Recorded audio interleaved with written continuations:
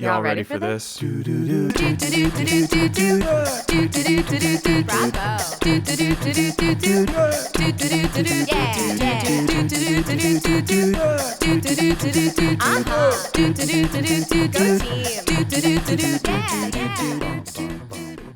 Welcome to Sports Kid Drama Kid. I'm Jim. I'm the Sports Kid. I'm Andi. I'm the Drama Kid. You can support our show on Patreon. If you like the show and you want more episodes, we'd really appreciate if you signed up over there for one of our tiers and you get more episodes and support us in this effort to keep making this. Yes. You can also leave us a review on Spotify or Apple, wherever you're listening. Today, Andi, we're going to talk about March Madness, sort of as a whole, a general March Madness episode. Oh, okay. Just all about the madness. All about the madness. So this is sort of a guide for people who maybe don't know about March Madness or want a refresher going in, or if you're the type of person that only knows about it because you fill out a bracket. Yeah, for work. You're in like a work. You don't really care or know, that's fine. But if you do want to know a little bit more about what's actually going on in March with basketball, this episode will help you with that, I think. Nice. So I want to start this episode off with an overview of how the current NCAA March Madness tournament works. It hasn't changed that much in our lifetime. So I think it makes sense to understand what's happening now, and then we'll kind of look at history after we understand where we are now. Okay. What is your familiarity with March Madness, college basketball, all that stuff? Well, I think I have more familiarity with it than I do other sports because you like it. Yes. That being said, it's pretty limited. I know that the D1 college basketball teams all get like ranked. And then the, 36 teams? 68. 68 teams enter the tournament. And they're all like in their ranks and they're in their bracket of like who they're playing. And people like to fill out brackets and make predictions about who's going to win which game. And there's a lot of statistics involved because if you have like a matchup with like a team that's ranked 12 and a team that's ranked 5, technically the 5 team is better, but it's like apparently a statistically very common upset for a 12 ranked team. They're getting pretty deep here. I know. And it seems deep, but it's surface level to fill out my own bracket because I have filled out brackets in the past for work or like with you and your family or whatever. And even though I have borderline almost no knowledge of like how to confidently fill out a bracket, every single year I still am like, oh my God, I am a genius. Or I'm like last year I had like a very accurate bracket up to a point and it was pure luck. It was not any knowledge, but I was still like, oh my God, I am so good. And then Purdue lost and I had them to win the whole thing and it just totally trashed my bracket. And I felt like I had been treated so unfairly, even though as if you had studied or really, really, really cared. I mean, the other thing too is like you could study all you want. It's just like it's college athletics. Like anything could happen. Anyway, it's just a big tournament. People play each other. It lasts like March and then a little bit into April. Cool. That's a good little groundwork, but we'll sort of try to fill in the gaps here. I don't think there were any gaps. If you're a big March Madness fan, this might be like a review of what you already know, but hopefully you learn a little bit something new, especially when it comes to like the history part. When we get into that, I didn't know a lot of that stuff before I started researching it, even as a huge March Madness fan. And if your only reference point each year is filling out that office bracket or with your family based on mascots or team colors, that's totally fine. But this might give you a little extra insight into what's actually happening. As we always say on the show, having the context does make sports more fun. Do we always say that? What a terrible tagline. We say essentially that is probably a better way. But having the context makes sports more fun. Yeah, put that on a sticker. I'm going to start always saying catchy. that. What could it be? It's when you know more, you go more. Sports flow more. Oh, God. I don't want to keep doing that. No, we don't need to. And finally, we'll wrap up with sort of a glossary of people, terms, and references that always come up around the tournament. Glossaries, yes. Glossaries, yes. Like if it's as if you were reading an encyclopedia. There are so many crazy tournament stories and moments that will probably come up, you know, briefly here. That would be future episodes. Like we just did an episode on the whole Fab Five. As you saw in that, there's enough there for a whole story, and it's a March Madness story. So we're not like going to hit every little March Madness drama because we probably will in the future. That would be madness. That would be madness. And one last note, I'll mostly be talking about the men's tournament because it's the one I've paid attention to my entire life since I like could conceive of what basketball was. But the women's tournament works basically the same way. And in many ways, I'm actually more excited for that one this year. Oh, yeah. With Caitlin Clark and Angel Reese and LSU and South Carolina doesn't lose. And there's a lot more drama building there than there is in the men's tournament. As a way into this episode, I want to have us read from a column by a guy named Jerry Lauzon, written in 1996 for the Morning Sentinel in Maine. This article is similar to a lot that I found in local news outlets when I was researching for this, and it seems like a ton of newspaper editors, probably still today, assigned the general male sports reporter March Madness intro column every year. It's like the column's always something like, it's madness, or madness is coming. Madness is back in March. And it's just a guy sort of tongue in cheek being like, the virus of madness is taking over once again. And it's basketball. And they just kind of intro the general vibe of what March Madness is every year because they need something to write about in early March. Right. And that's coming. So I'm going to read and have you help me read one of those. And this is just really funny and a version of this that I didn't expect, where this guy goes around Maine in 1996 asking old people if they know what March Madness is, and none of them do because it's still 1996. Like this, it's funny to think about like a time when March Madness was maybe not as ubiquitous. It's like a bunch of like Maine folk being like, oh, that's when the air is so cold coming in from the Atlantic. You say that as a joke? That's basically what we're about to read. So pull up. I've spent some time in Maine. Pull up the article and I'll read Jerry, like the actual guy who was writing the article, and then you can read any like quotes from people. Okay. That he talks can't wait. to. I wish I had a good like Maine accent. I don't really. Yeah, me neither. And I think if we tried, it would be offensive to someone. I'm not going to do that. So this column is called Madness Roars in March. Nice. It's that dreaded time of year again, March. March Madness, to some non-sports folks, is as ugly as 16 inches of fresh, fluffy snow on barren ground with spring just around the corner. Poetic. Still, a quick survey on the extent of March Madness in central Maine is negligible. I know something about March Madness, responded an elderly lady on Silver Street in Waterville. It's when my soap operas are only shown late at night, if at all. A real mess. Why are the soap operas pushed off daytime television? It couldn't be the president's latest stand on sex and violence on television, could it? Oh, some baseball games, she said.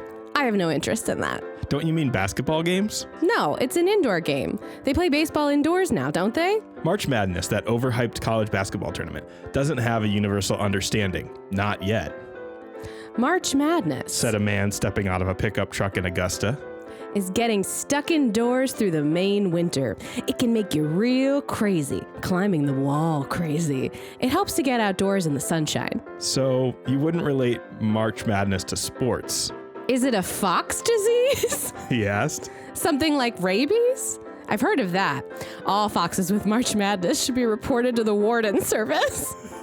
March Madness is too many hours of listening to Dick Vitale, the never-tiring college basketball analyst. Vitale's breathless commentary and endless ranting should be reported to the warden service. So that's all we'll read of that.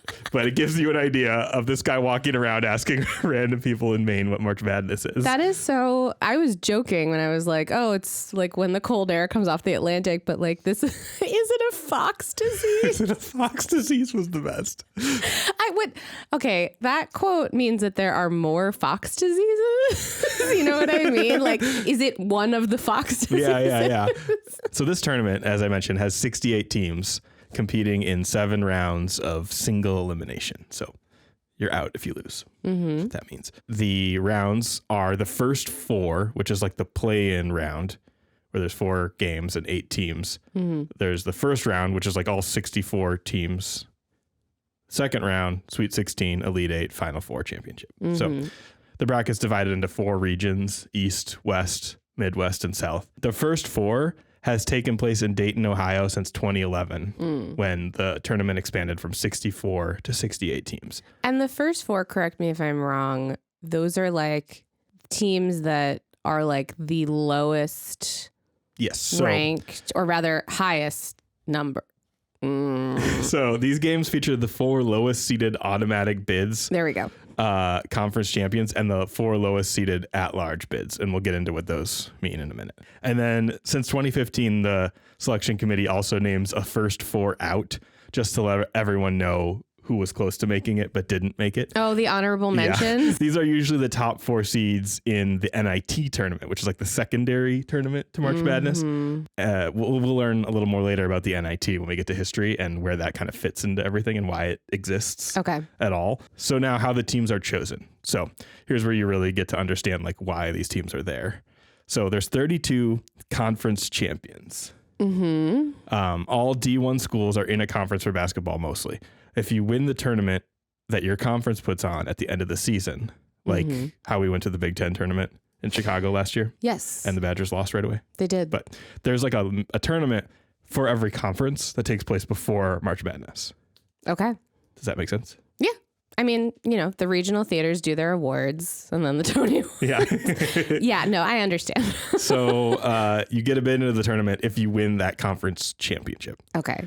Now, there are 36 at-large bids, which are the other teams. Okay. And that are not in conferences, or they just didn't win their conferences? They didn't win their conference. So got it. Now that they've added the 32 conference champions to the tournament field or pool or whatever, they have to decide on the 36 best teams that didn't win their conference tournament. For many schools, the only way that they can make it into the tournament is by winning that tournament. Because otherwise they're just not like that good compared to other conferences that have a lot of really good teams. Yes, exactly. So the reason for this is that there are only like 9 or 10 conferences that have strong enough competition throughout the year to warrant more than one team in.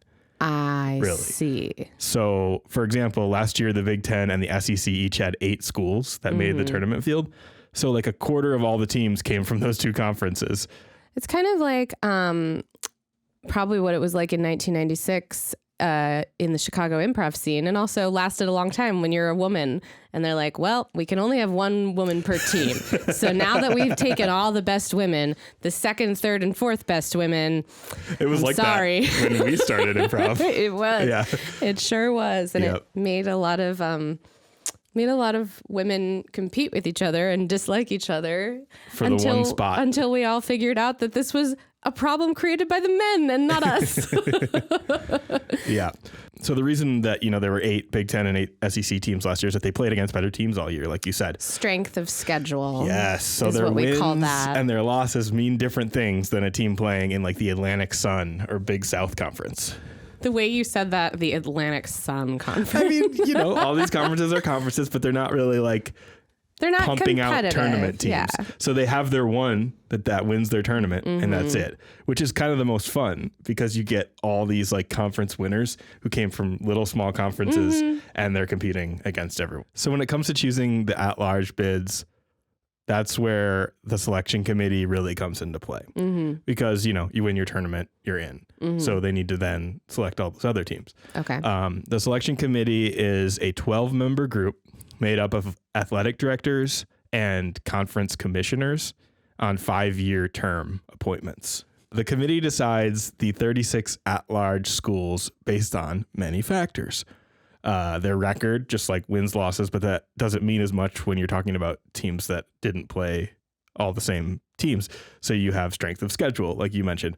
So they'll rank all the teams that you played, how well they did and how well you did against them. So if you beat more teams that also were good that year, your schedule is better, your rank is higher, that kind of thing. This is overall what I've noticed about March Madness over the years. It is really a fun event for people who have a huge boner for both basketball and statistics. Yeah. And like hard data. We're going to get into some of the people who like geek out over this later, and that'll be a very fun time.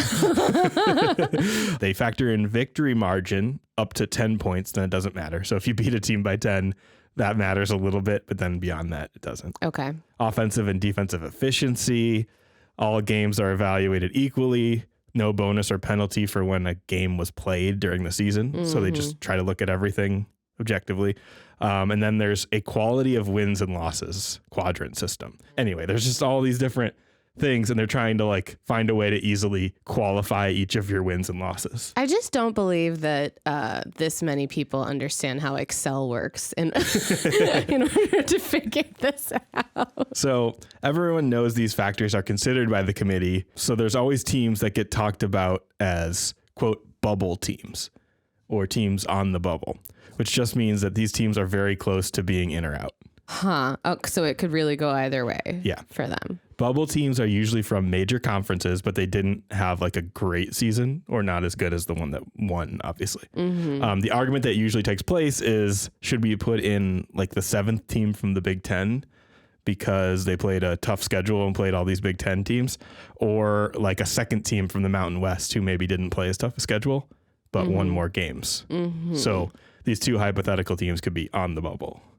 This is just like when you're casting a show, like if like a high school director is casting a show, you have to take into account, like, has this person had a lead role opportunity yet? Has this person earned the lead role opportunity by like still participating in the program even when they didn't get lead roles? Is this person going to be a senior this year? And if they are, like, it might be their turn to have a lead.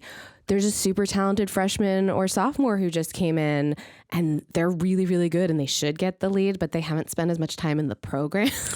And, you know, whoever doesn't get cast as like Miss Hannigan or Grace gets to be star to be, because that's like, you know, really talented sophomore gets to come off the train and go, $3, 2 bags, 1 me. And then you don't see them again until their senior year when they get to, you know, play like, I don't know, Belle and Beauty and the Beast. What show is that? Star to Be? Yeah. Well, let's look at the context clues. Miss Hannigan. Oh, Annie. Yeah. So some of the conference tournaments don't take place until right before the selections are finalized and broadcast on the Sunday before tournament week. And that broadcast is called CBS Selection Sunday. This can be a cause for late drama because the Big Ten tournament usually finishes like hours before the bracket's announced. Another example. Let's say this year Purdue is playing Nebraska in the final of the Big Ten conference tournament somehow. Purdue has been ranked 1 or 2 in the country all year, so they'll be in the tournament either way because they're just really good. But if Nebraska somehow won that game, they weren't going to be in the tournament at all because they were bad, but they like somehow do well in the Big Ten tournament. Now they're in the tournament, and because of that, someone else might not make it. So the idea being like a team that was going to be in might actually lose its spot if there is some like unexpected upset that happens in a tournament right before selection Sunday. Or at any point there, and all of a sudden they're like, oh, like this bubble team who like they played pretty well all year, but they weren't that great. They're from the SEC though, and they played some tough teams. We want to put them in, but like there's just not a spot anymore because Nebraska somehow beat Purdue. Yeah, and now Purdue's going to be in anyway, but we thought we were going to give them the spot for winning the tournament, but we're now just giving them a spot. It's like these decisions are like backed up by like data and statistics, but it does also feel like it feels like it's more subjective than like it probably should be, but also the way you're explaining college basketball being arranged to me with like all the conferences, and like some conferences are good and some conferences are not as good. Like it is a system that fits how already fucking confusing the construction of all of this is. So it does make sense to me that the system for like choosing teams is like, we will go with data as much as we can, and then we're going to go a little bit on vibes. Yeah, but it's mostly data. Like they have it almost to a science. No, like you follow all these little things. I'm sure they do. But then there's like the little vibes piece at the end. So then there's seeding. And after teams are chosen to be in or out, the committee also seeds all of them based on the same factors we talked about. So higher seeds play lower seeds in the first round, and the whole bracket is set up to favor the higher seeds earlier in the tournament because they earned an easier path. So yeah, Selection Sunday as like a thing. I want to talk about that a little bit. The Sunday before the tournament begins, this year it's Sunday, March 17th. There's a selection show on CBS hosted by roughly the same crew every year. Okay. So you got the desk, you got Greg Gumbel, Clark Kellogg, Charles Barkley and Kenny Smith come over from TNT, the TNT NBA broadcast. You got Wally Zerbiak, Seth Davis, Jay Wright, who's a former coach, and then Candace Parker. Okay. Yeah. I recognize some of those names.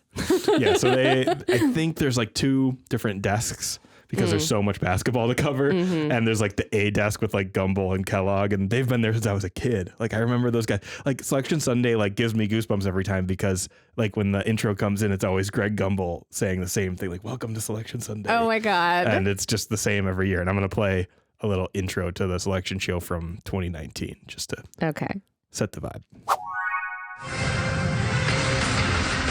Good evening, everyone. I'm Greg Gumbel. Welcome to the NCAA Men's Basketball Championship Selection Show. Just a short while ago, the selection committee finished up this year's tournament brackets. 32 teams received an automatic bid, 36 await an at-large. Joining me now to help us reveal the 68-team field, Clark Kellogg, Seth Davis, all kinds of storylines in play. What are the biggest questions? Well, I think number 1 seed, how did the Michigan State win in the Big Ten Championship impact the 1 and 2 seed lines? Also, which bubble teams got in and did not? See, they literally just said what I told you. He was worried about how the Michigan State Big Ten tournament win affects the bubble teams and all that stuff. I've said this to Jim. I said this to you recently. What were we were watching something and I was like, oh my God, I like understand everything that's going. Oh, it was just the NBA All-Star game. Oh, you just recognized a lot of the people. You were like, oh my God, this feels like a celebrity showcase. Yeah, well, the All-Star game is a celebrity showcase for the most part because it's like all the most famous basketball players and there are a lot of celebrities. Kai Cenat. In the who? Kai Cenat. He's like a influencer. Is he? Yeah. I don't know anything about anything. At the All-Star game. Oh, okay. Anyway, I turned to Jim and I was like, I've never been like starstruck watching a sporting event, but I like recognize a lot of these people. And also I like understand what's going on. And so that was another moment of like, you explained it to me. And then I watched a clip and I was like, it's almost like learning to speak another language. So as we always say on the show, shut up. No. Context makes sports more fun. I'm like picturing, you know, when you're in like a classroom in like middle or high school and it's like, what the right thing is not always the easy thing and the easy thing is not always right. And then it's just like for whatever reason, like a picture of like a monkey. Yeah. Or like triumph is just added to try. And then it's like an eagle. Yeah. We're going to have to context makes sports more fun. It's like a toucan for no reason. Or it's Toucan Sam and it's some sort of crossover. We got ad money from Fruit Loops. So anyway, the selection show slowly unveils the bracket that the committee has been spending every waking moment planning in a room. That room has to just smell like sweat 7-Eleven and like coffees. Cheeto dust. Yeah. Oh my God. Yeah. They've knocked over several like giant 2 liters of soda. Oh, 100%. Yeah, it's like a LAN. It just smells like stale it's man like your parents' basement in 1999 when computers needed to be hooked up with wires. I was about to say, why don't you explain what a LAN is for the cool people listening? You got to play Counter-Strike in the basement with all your friends, but they all bring their separate PCs and monitors over, so it takes like 2 hours to set up. Because LAN stands... my whole relationship with you is I'm just explained things that I'm like, what the hell are you doing? LAN is local area network. It is. Is that right? And for some reason, all the computers needed to be in the same room. Well, you needed to actually hook them up because the internet was not good enough to play over. Right. Jim had a couple of his friends over a couple years ago to play, what was it? Civilization 6. They were there for like 12 hours. And like, I was fine with it. I wasn't complaining. I was chilling. I was doing other stuff. And I love like a veg day in front of the TV anyway. So I relate. But after they left, I was like, Jim, they were here for like 12 hours. And you turned to me and you were joking, but you were like, I don't think you really understand how like LAN works. Yeah, it's an all day thing. People can leave when they want.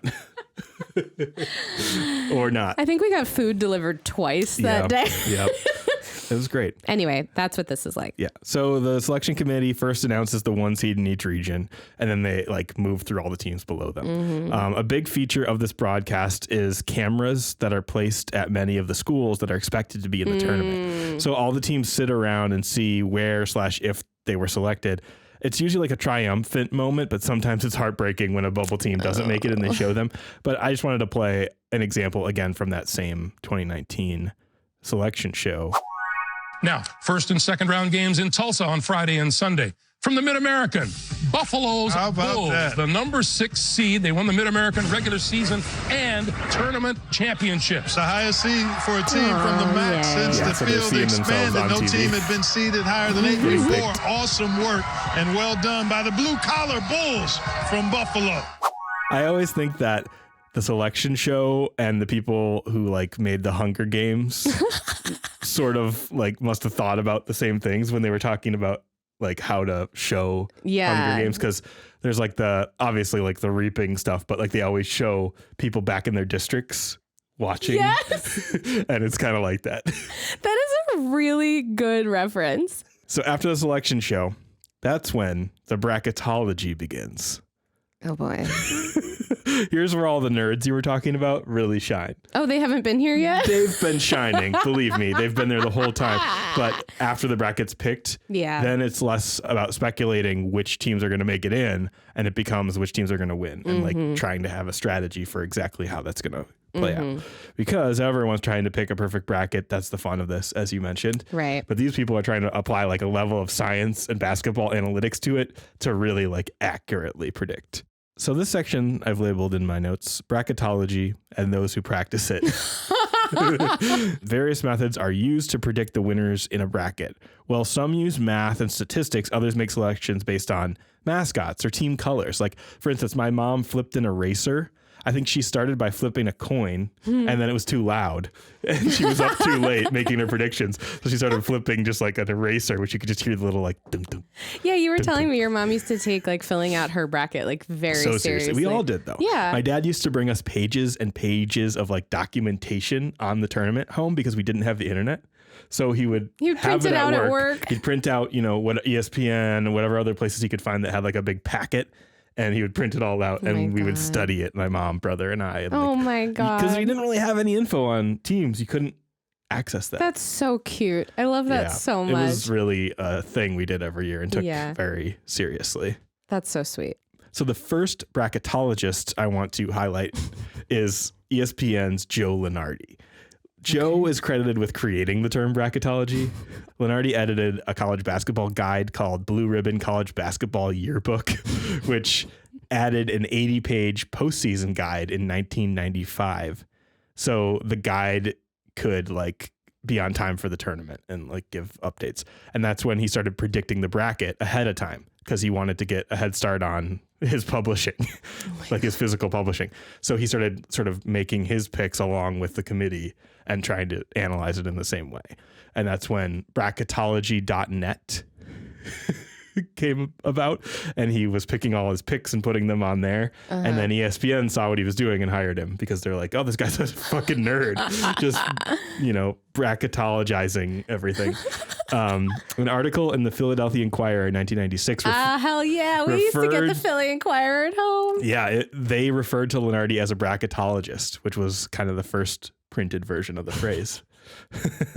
Wow. So Lunardi teaches at one point taught an online course at St. Joseph's called Fundamentals of Bracketology. Oh my God. For stats nerds. Yeah. I'm guessing that was in that section of the class catalog. That is so funny. And I want to play a little clip of Lunardi recapping the bracket selection process last year.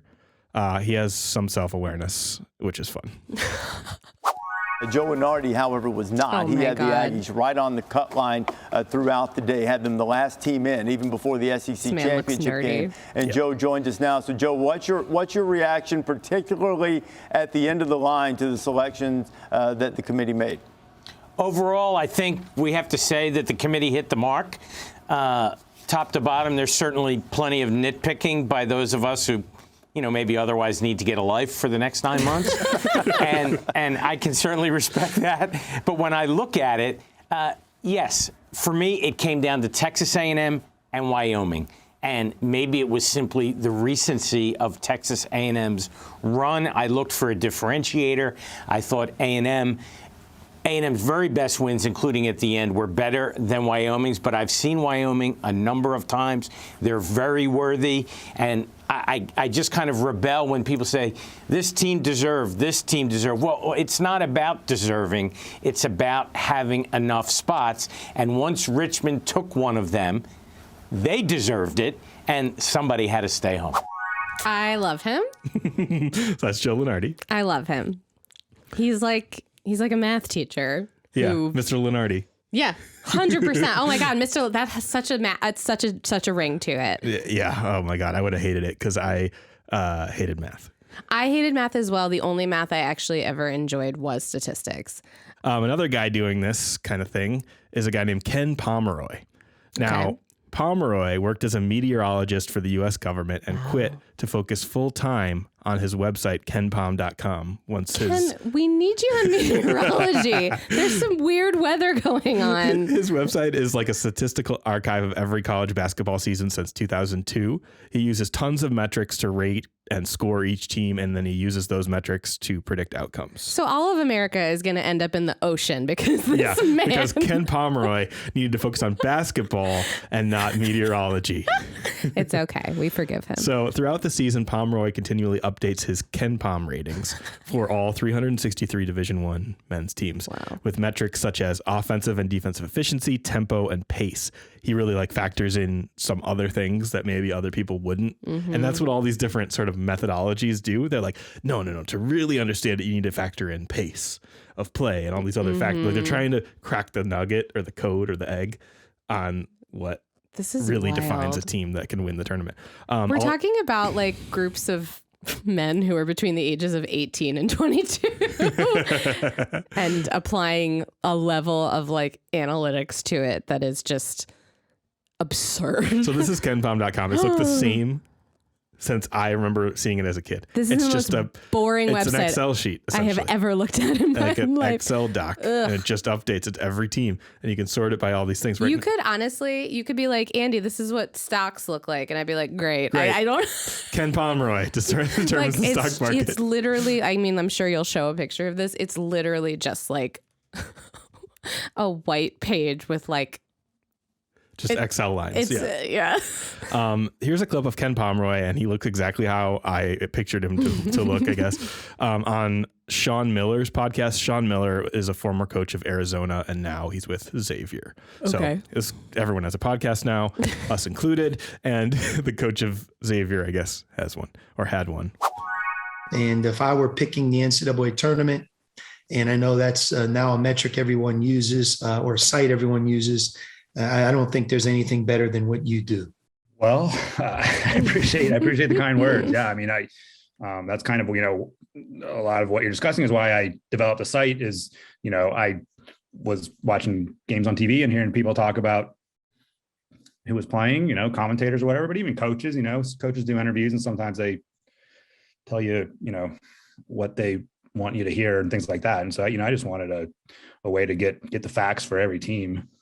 I can only follow so many teams. So, when a game I cared about was coming on, and I didn't know one of the teams, I could have a quick reference. And so I appreciate you saying that. Obviously you were one of the early adopters, and, the reason my site grew was because of people like you, dropping my name at press conferences, in front of media groups that a lot of times might be, skew a little older and maybe weren't that into, jumping into new stats and stuff like that. And when those people heard you mention my name, then they had to take an interest in it and figure out what was going on. So it was, I, really appreciate all the support you've given me over the years. It's been a big help. I love all of these gentle, awkward indoor math kids of sports. Yeah. This is, I like this. This is when you're in high school and there's nerdy kids and you go to one of the big sporting events at your school and you're like, oh my God, some of the nerdy kids are really into this. And it's you forget because of the archetype is the popular kids are the athletes and the cheerleaders and whatever. And it's this is a vibe I really relate to. I befriended a guy who was like Ken Pomeroy in high school when I was a freshman, and he was, I think, a senior in band class. Total nerd.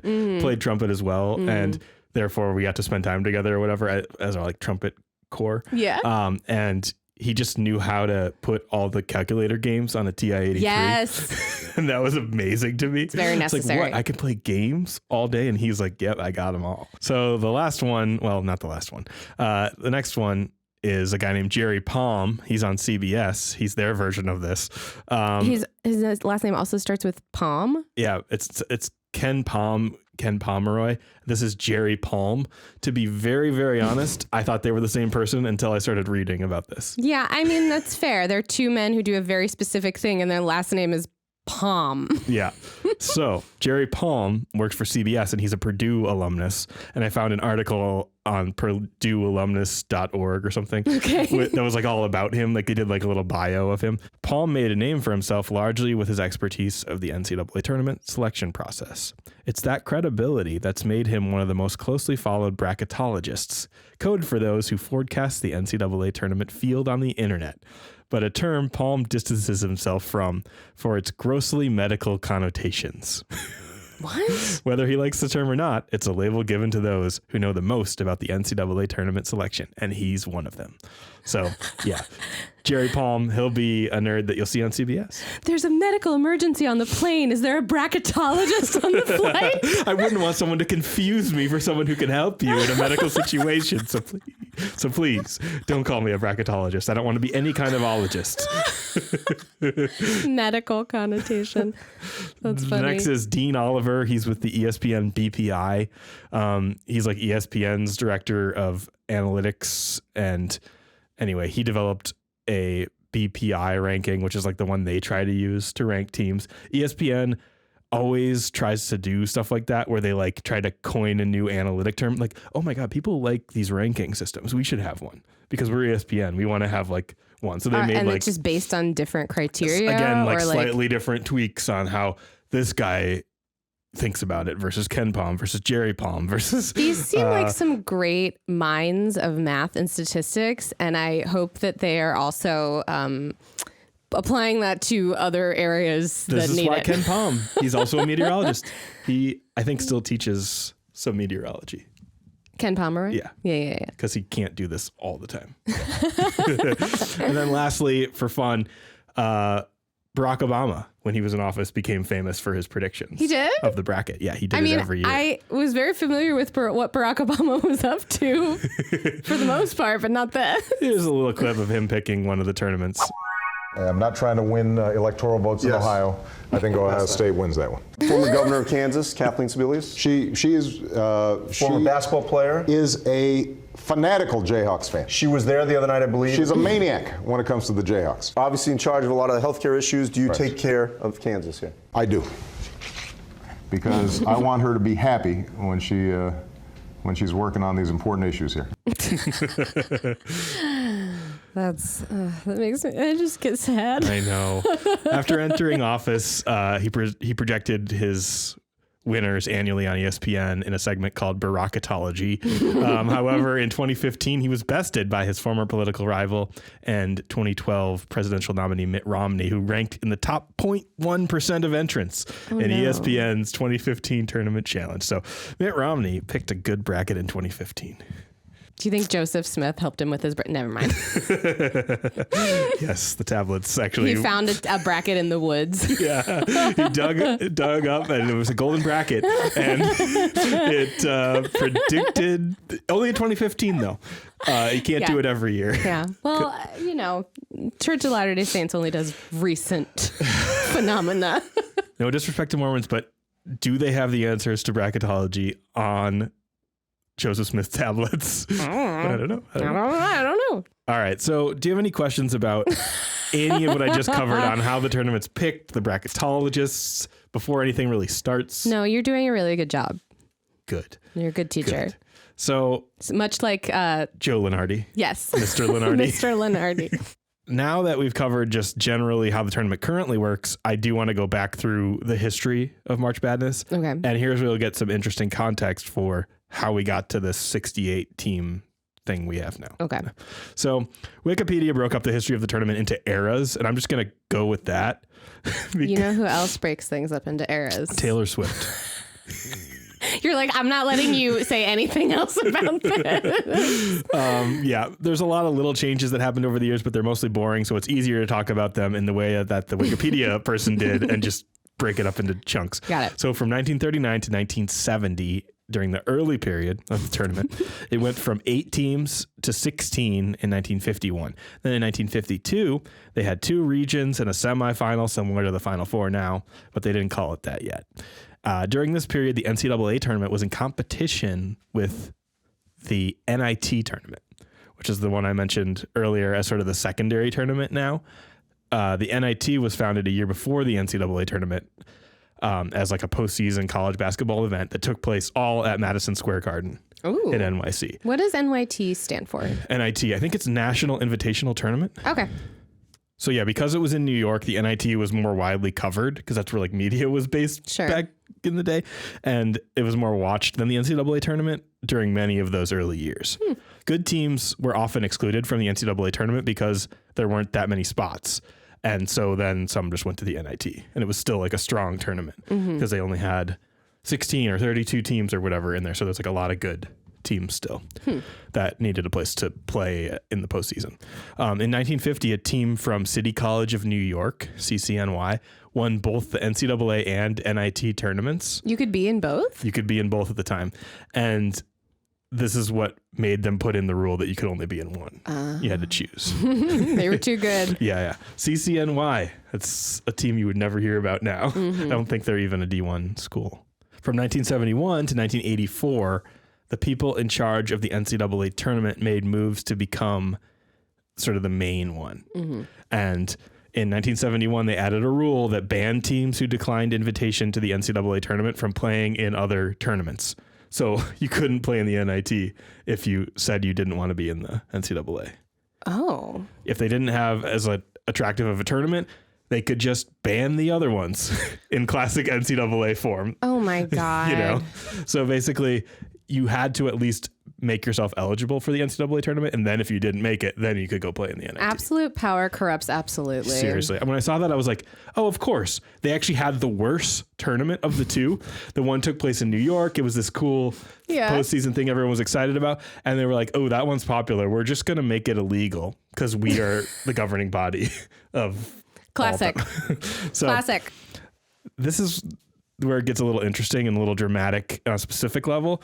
Marquette University is involved in this next part. So this is because Marquette University, who was very good at basketball at the time and still is, declined to participate in the 1970 NCAA tournament to play in the NIT. I guess their coach, Al McGuire, didn't like where the team got placed regionally in the NCAA tournament because they were really good that year and they got placed in a not near home, which I think mattered even more then because of, I don't know, less ability to get places for fans. Sure. Like probably less airline, probably more expensive. Yeah. Just that stuff. Less factored. Comfortable for the team. Yeah. Yeah. And he was like, well, we're one of the best teams in the country. Why are we going across the country to play? Let's just not. And he did it to prove a point. Wow. And played in the NIT. And here's a little video of players from that time. Joe Thomas and Rick Cobb are their names in the order that you'll hear them, explaining why this happened. This is like from a Marquette University little promotional video. We were the top seed in NIT, which at that time, again, the second 32 teams were very much in kind of, in parity with the first 32. The year that we went to Kentucky and lost to them, Adolph Rupp, the iconic coach for Kentucky, was involved in the selection process. It is our supposition, I believe it to my heart, that he didn't want to meet us again. So he got behind the scenes, got involved in the selection process. Rather than sending us, an independent with 20 wins, to Dayton, where all our fans were, they had made reservations, they sent Jacksonville and Notre Dame to play Kentucky in Dayton. They wanted to send us to Texas. And Al didn't want to go to Texas. Rather than go to Texas and have Rupp avoid us, Al said, I'll take my kids and go to New York, to the NIT. The region was a real region. If you played in the West, you stayed in the West. It's not like you play in the West and you're playing in Omaha, Nebraska. You played in Oregon or whatever. And Al felt that by moving us west was taking us away from our region that we played in, so our fans, family, friends couldn't get there to see us play. So he did say, it's up to you guys what you want to do, but I don't know if we really had a say-so in it. And the bottom line was we just said, Al, whatever decision you make is fine with us. We just want to play. Well, actually, everything to lose and nothing to gain, because if we lose the game, they say, well, you didn't deserve to be in the big tournament anyway. So we had to win, and we did win. Our first game was Massachusetts, and he said they got some guy named Julius. And he said, I don't know who that is. I said, oh, coach, that's Julius Erving, Dr. J, because I had played against him in the summer. This is in the NIT. Wow. This is and he was leading my point that I'm making in rebounding. Good players with 20 rebounds and like 20 points. And I said, he's going to be a great NBA player. Then we played Pistol Pete Maravich, and he had, because his father, Press Maravich, was coaching, Pete had a green light to shoot from anywhere. Now, I'm not taking, Pete Maravich was one of the greatest players that ever lived and played the game. But he had a total green light. He could shoot 50 times if he wanted. So that really goes to show you, especially the Julius Erving and Pete Maravich references, that like good teams were playing in the NIT. So they were equal. I don't recognize Pete's name, but when he said Julius, I mean, you literally saw me go like I popped up from behind my microphone because I was like, not Dr. J, right? Yeah. Who, again, I couldn't tell you like what specifically made Dr. J a good basketball player, but I know he's like famous for being amazing. With a name like Dr. J. Yeah. Yeah. So yeah, they went and played in the NIT instead, and then the NCAA got mad and said you couldn't do that. That's like why they added that rule banning teams. I mean, I have a lot of respect for the fact that they did that, though. I love that. I like giving the schools some power there. Mm-hmm. In 1975, the NCAA allowed multiple teams per conference to make the tournament for the first time, and they expanded the field to 32 teams. Mm-hmm. At the time, because of all the rules, teams that finished undefeated or had incredible seasons still couldn't make the tournament, and that's why they kept adding teams. Okay. Then it went to 40 teams in 1980, and seeding became a thing for the first time, adding drama of, better teams not playing each other till later. I think before that, they just kind of threw everybody into regions and didn't really consider things as closely. Okay. In terms of who you would play. I see. And I wrote down here, this reminds me a lot of what's actually happening with college football right now. So every time the tournament expands or has expanded, it feels like it was a response to years where really good teams felt like they got snubbed and left out. And they're like, well, why are we getting left out? We're so good. We should be able to play.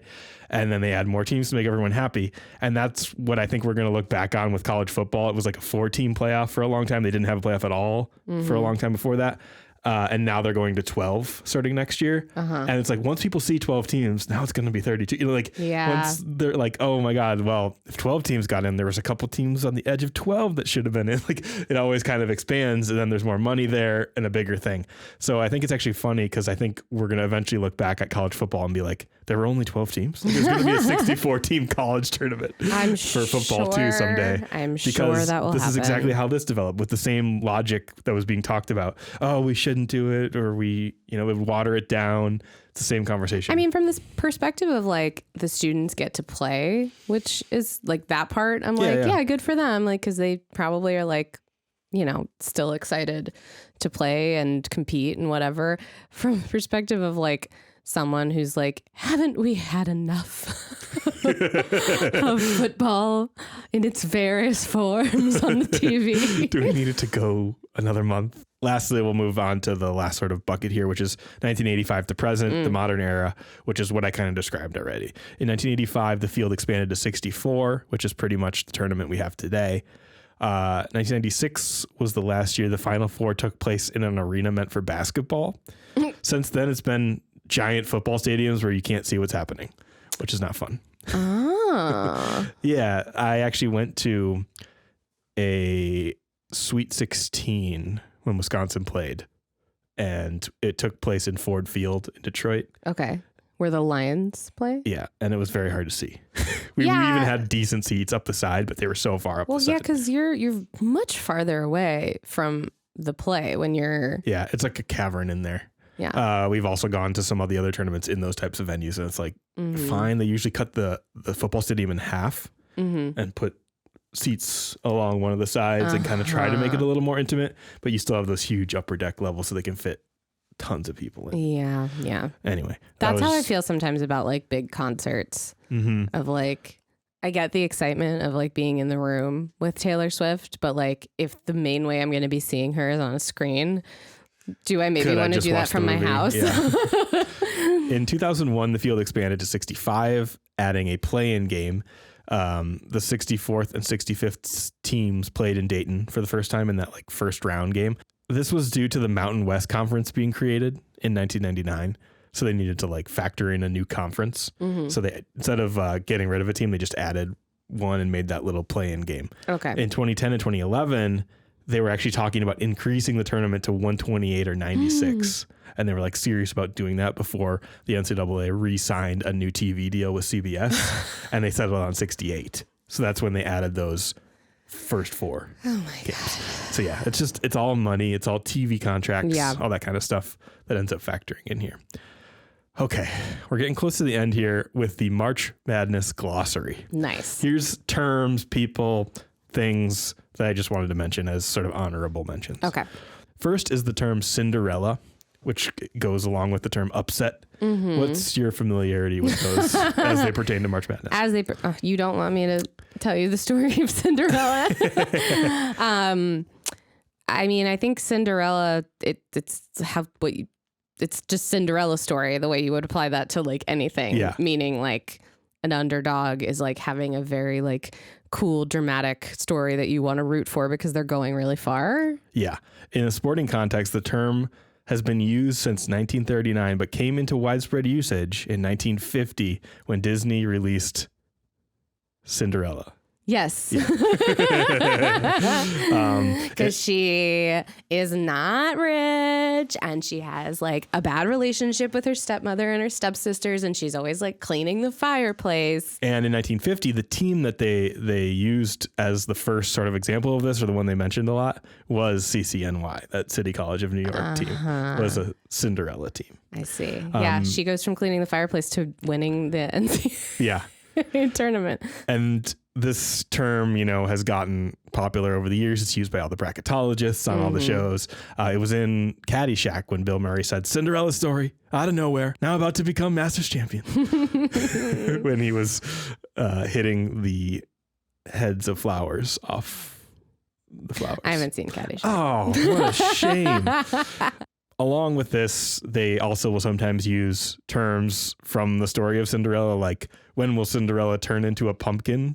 They'll often say, but really it's the carriage, obviously, but they're referring to like when Cinderella will be done being Cinderella. Yeah, Cinderella never turns into a pumpkin. Yeah. That's just not accurate. Another popular term in the broadcast or whatever is like strike midnight, when Cinderella finally So they really expand the metaphor as much as possible. I see. Yeah, I'm going to play you a little clip from KHOU in Houston from 2 years ago, talking all about Cinderella stories and some of the most popular ones. And I just thought it was a good rundown. Okay. We're all familiar with that Cinderella, but these Cinderellas aren't going to a ball. When it comes to March Madness, these are tiny teams that exceed expectations and punch above their weight. KHOU sports anchor Jason Bristol shares what he considers the top Cinderella stories of all time. 2006, George Mason University. They were 11 seed, and they come out and they beat North Carolina and number 1 UConn to make it to the Final Four. What do you think is another memorable moment? Loyola of Chicago from 2018. Do you remember Sister Jean? Yes. Sister Jean is the 98-year-old team chaplain. And as Loyola of Chicago, an experienced team, but certainly an underdog, pulls off one upset after another, she becomes this national celebrity, eventually winds up with her own bobblehead doll. Loyola of Chicago makes it to its first Final Four since the early 1960s. I think one of the great Cinderella stories comes in 2018. We had never seen a number 16 seed, the lowest seed in a bracket, beat a number 1. It had never happened before. Yeah. You're talking about the worst team and the best team. UMBC, University of Maryland, Baltimore County, comes in as the 16 seed and faces Virginia, which is the #1 seed in the entire tournament. So we had seen some close calls in the past. UMBC goes out and crushes them by 20. As for the Lone Star State, I think the state of Texas may have the greatest Cinderella story of all time. 1966, Texas Western, which is now UTEP, makes it all the way to the Final Four. And in the Final Four, the championship game, Texas Western is facing mighty Kentucky, one of the epic programs of the sport. Texas Western starts 5 black players. Remember, this is 1966. Texas Western wins. That Texas Cinderella story, so heartwarming, so real, so ahead of its time. It would later be retold in the movie Glory Road. Coach Haskins is starting 5 black players, a first in NCAA championship history. It's not about talent, it's about heart. Well, I just have to say, it's not a Cinderella story, but you know who won the first ever NCAA tournament? Huh, I don't actually. Do tell. The Oregon Ducks. Yes, they did. I'm My alma mater. There she goes. So many. Anyway, I just thought it was a good clip. No, and for sure. One of the ones they pointed out was George Mason in 2006. I was there. You're I'm wearing the shirt. George Mason made it all the way to the Final Four, and we weren't at the Final Four, but we were there for their first and second round games in Dayton, Ohio, sitting all the way in the upper deck of the wing of the Dayton Flyers Arena. It was incredible. Electric energy. George Mason beat Michigan State and North Carolina that weekend. Both teams that should have destroyed them based on the seedings. And it was cool to be at like sort of the center of the drama of the whole tournament in Dayton that year. And my dad bought these shirts afterward when they made it all the way to the Final Four as like a commemorative thing. Yeah, of that we year. we unearthed them at your parents' house kind of recently. Your mom was like, you said you wanted some see if we had any old t-shirts and jerseys, and she pulled these out, and there's a second one that I have the other t-shirt. I love that. I thought that was a great clip. I do think the definitive Cinderella is Brandy. The Brandy Cinderella. Okay, I don't know what clip of a more modern Cinderella that was at the beginning, but the Brandy Cinderella with Whitney Houston as the fairy godmother is the definitive text. Now you can move on. Okay. So tournament locations and venues, everything starts in smaller cities and then moves to those giant football stadiums. So when I go to the tournament, usually first or second round, it's like in a basketball stadium, but then it moves up to bigger and bigger venues. Dickie V or Dick Vitale is a person that was mentioned in that very first article we read where the guy was mad about it. I love Dick Vitale. He's probably the most famous and outspoken college basketball announcer of all time. I think he recently is recovering from cancer. So that's rough. And I don't know that he's going to be there in full force this year because he's been going through that over the last several years. Some of his famous catchphrases are diaper dandy and PT peer. Diaper dandy refers to a young player that's good. That's, I mean, no disrespect, but that's weird. PT Pierre is prime time player. Okay.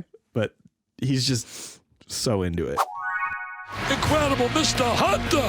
Mr. Hunter making like a little Michael Jordan on that baseline. Jam sit. That's the second time tonight the Huskies have led in the 3-point margin. Their largest lead, 6:15. Whoa! Oh! What a big jam! Wallace took it in his hands and said, up and away, Dipsy-doo, Dunkaroo! Up and away, Dipsy-doo, Dunkaroo! Does he ever work with Bill Walton? Bill Walton? No, I don't think so. Maybe they've run into each other over the years, but that would be chaos.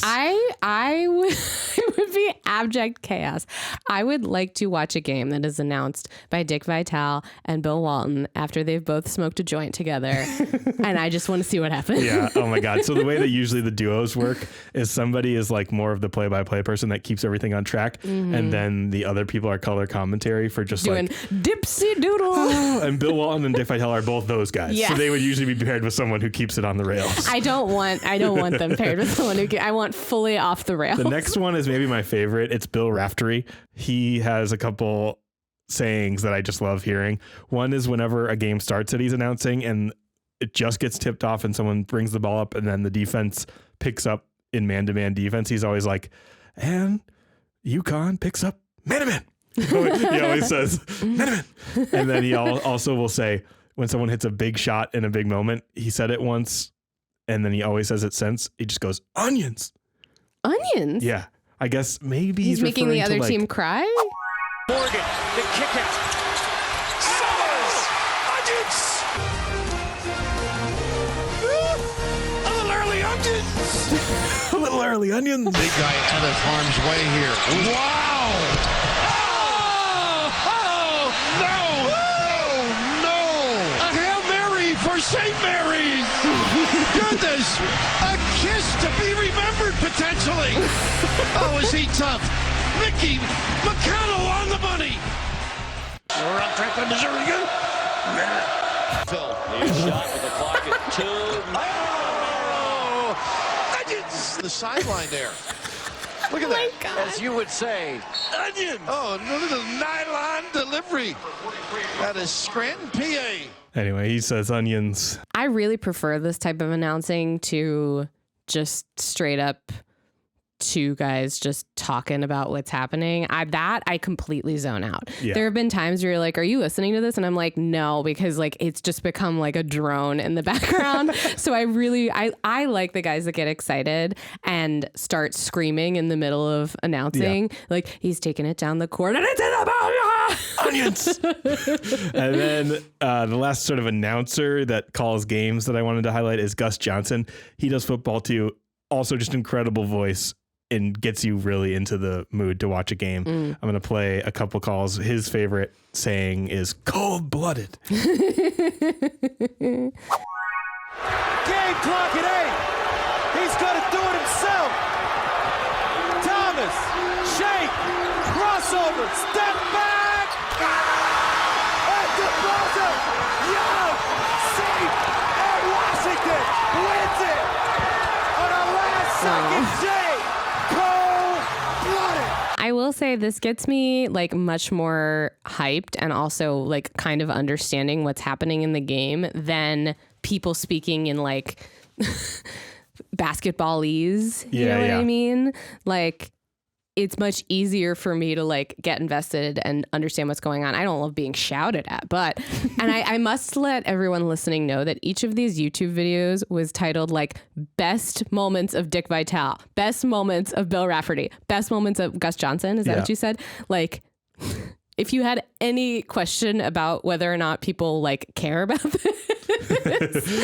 People care enough to make videos. Yes, exactly. And the last like person around this that you'll hear is someone who's usually on ESPN, and that's Jay Billis. You might have seen him before. Yeah. He usually talks basketball. He does a thing during the college basketball season, or he used to, called 94 feet with whatever player, and he walks the length of the floor like before the game with a player and does a little interview walk and talk. Like an Aaron Sorkin walk and talk? Yeah. So he would do that with various people, and I just wanted to play a couple 94 feet with Billis. 94 feet with Zion Williamson. Oh my God. Is it Zion or Zion? It's Zion, but when the announcer is saying my name, I want him to say Zion. Why? Because it just sounds better, like Zion Williams. It just sounds better. Yeah, they're going to be saying it a lot. How much do you weigh? Between, I think, 270 to 275. And what's your favorite thing to eat? Salmon is my favorite thing to eat. Now, your mother coached you in basketball growing up. Was she the toughest coach you ever had? She was the toughest coach because to get a good game for her was the hardest thing in the world. How many Instagram followers do you have? 1.7 million. Wow. Who follows you that you think's really cool? Chris Brown, Drake, Odell, Peyton List. That was funny and very enjoyable. I mean, I say this all the time with sports. I understand why the question of like weight comes into play, and I know this is just like a quick question and answer, but Jesus, buy me a drink first. Like, come on. And then the last sort of announcing thing is just for this year. Jim Nantz retired last year from doing March Madness stuff. He was like the main CBS guy on the biggest games. Ian Eagle is taking over for him. I don't love Ian Eagle, but he's fine. He's just he's one of those like sort of more regular, like play-by-play guys. Gotcha. Is Kornacki involved in this at all? So I don't know. I'm sure he is. Because He loves statistics and predictions. Yeah, I'm sure he'll probably show up. I think he did right after like an election year, so maybe during an election year he'll show up. Yeah, to sort maybe of prime the audience for Kornacki. Khakis. I just want him to show up because I really like Leslie Jones. The videos she posts watching it. Yes, Leslie Jones posts. She posts videos of her reactions to a lot of things, but I specifically love when she has commentary on Steve Kornacki. Okay, last couple little things here. I want to mention a couple of the legendary coaches that always get mentioned on broadcasts and around March Madness. Rick Pitino. He is on there. Rick Pitino. We'll get into him later in an actual full episode. Oh, okay. But, John Wooden. He's the legendary UCLA coach who won 1 million championships way back in the day. Mike Krzyzewski, former coach of Duke until a couple years ago. Coach K. Also legendary. Adolph Rupp. He was mentioned as Kentucky's coach by that player from Marquette back in around the NIT time. He's also Kentucky's most winning legendary old coach. Roy Williams, classic NC North Carolina guy. Jim Calhoun from UConn, former coach there. Bobby Knight. Oh my God. Bobby Knight was the most angry, rambunctious coach ever for Indiana. And I always grew up knowing that this guy was crazy. And I'm going to play you a clip of Bobby Knight throwing a chair. Oh no. Technical against the bench and against Bob Knight. Steve Reed, an excellent free throw shooter, will have the honors shooting the technical. Oh my God. Oh my God. Bobby Knight just threw his chair clear across the free throw lane. What the fuck?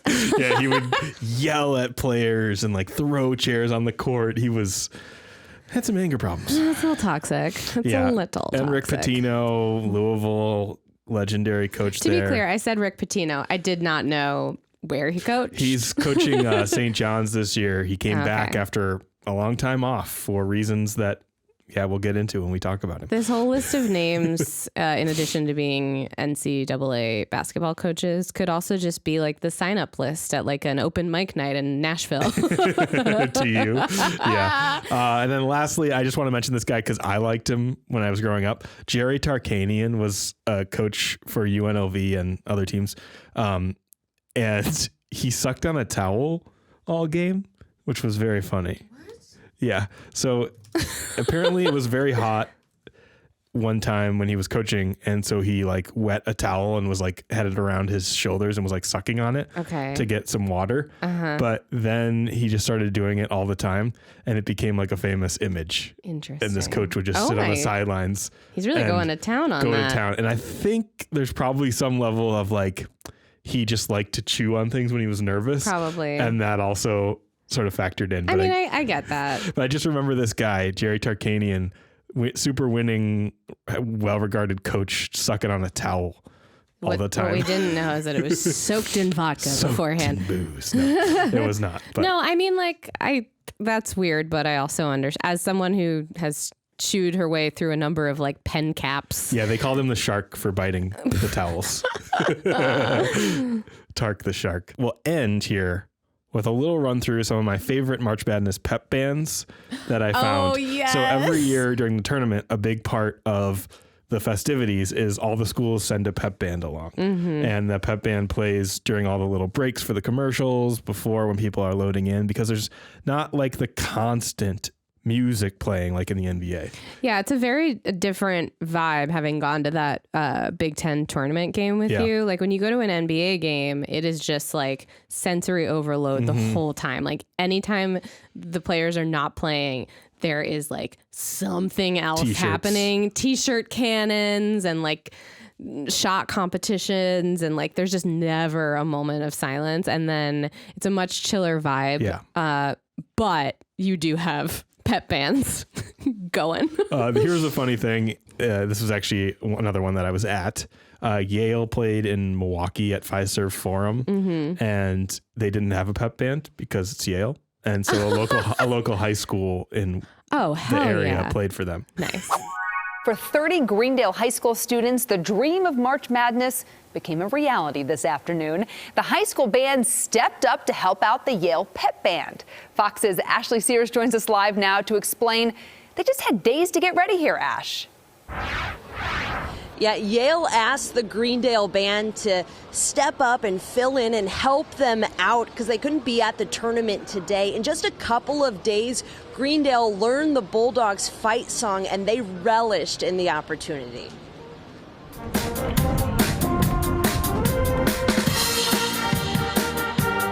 The big dance is all about special moments and huge surprises. I did not expect this was going to happen. For 30 Greendale High School student, March Madness dreams came true Friday afternoon.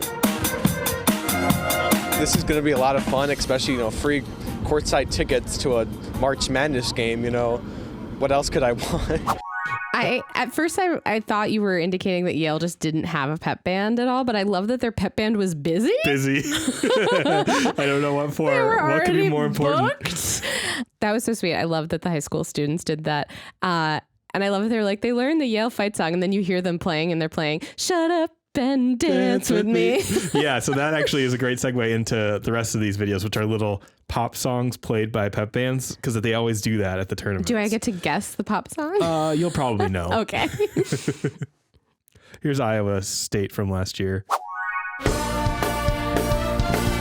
Yep, Crazy in Love, Beyonce. This works really well in pep band form.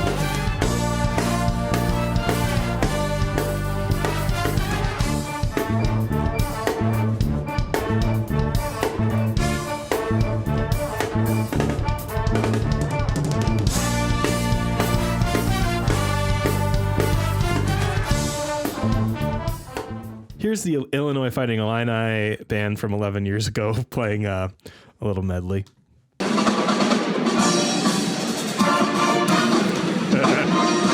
Yes! Dave Matthews Band. Little Dave for you. 2010 and 2011, this is the Michigan band.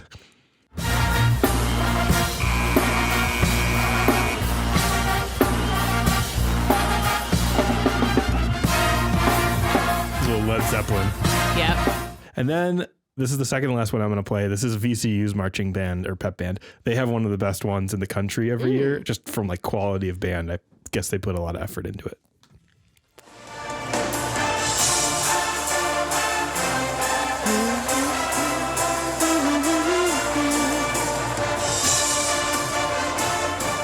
Wrecking Ball.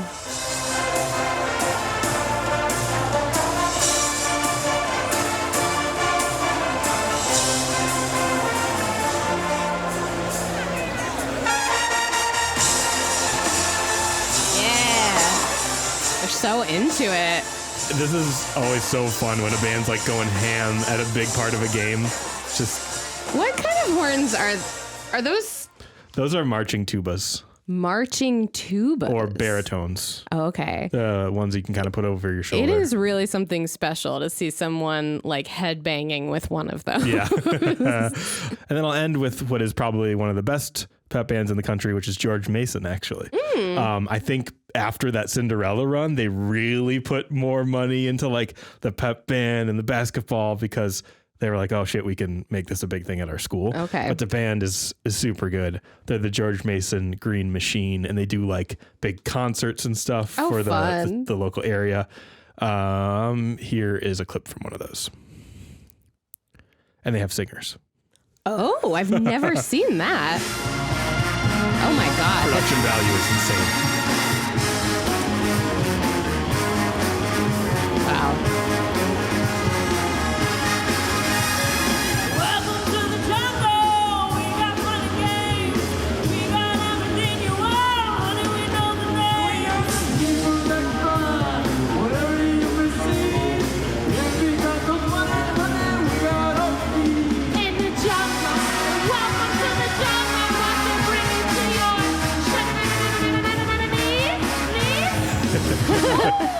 I played this because I figured you would do this if your school had it. Jim, I was about to say you would be one of the singers for the pep band. Yes, of course. Because they had it. I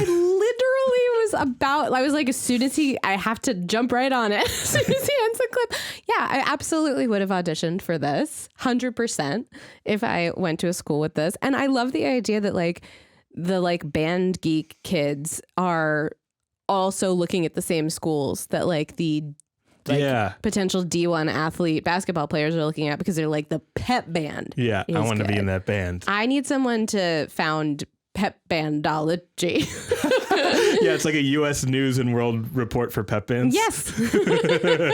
Where they rank it and they're like, okay. Yeah. Well, I could do lots of different rankings for this, the way like all those like statistician guys did, because you can do like some have singers, some don't have singers, some do like modern covers, maybe some do less modern cover. Like there's a lot of criteria. A lot of times the big blue blood schools like Wisconsin and stuff like that, their bands are really good, but they play like old classic fight song type songs and boring shit. Nobody wants to hear that. Yeah.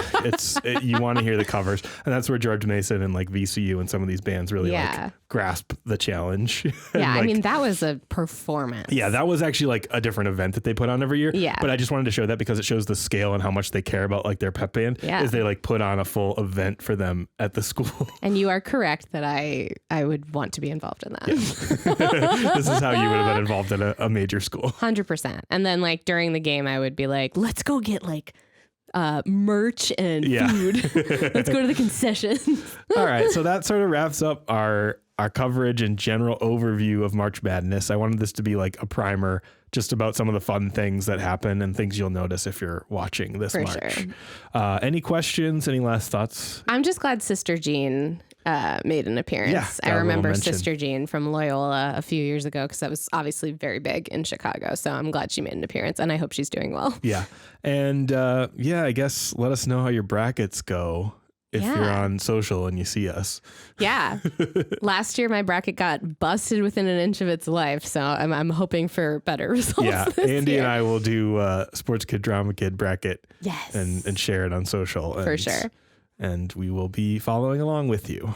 Indeed. Thanks so much for listening. Yeah. Like we mentioned up top, if you'd like to support the show, you can do that on Patreon. And if you want to leave us reviews, do that as well. And that would help. For sure. All right. Thanks a lot. Bye. Bye.